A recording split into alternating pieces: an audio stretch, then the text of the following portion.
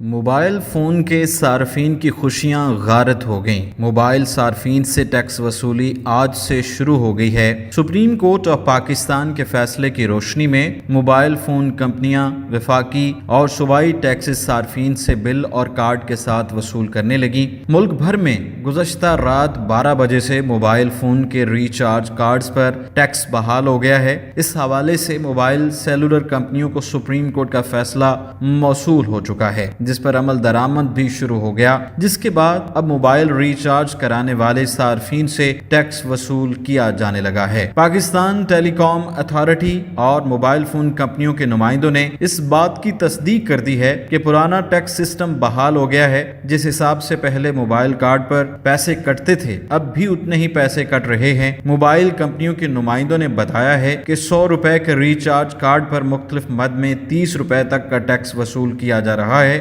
واضح رہے کہ سپریم کورٹ آف پاکستان نے گزشتہ برس 12 جون کو ٹیکس وصولی پر حکم امتناع دیا تھا۔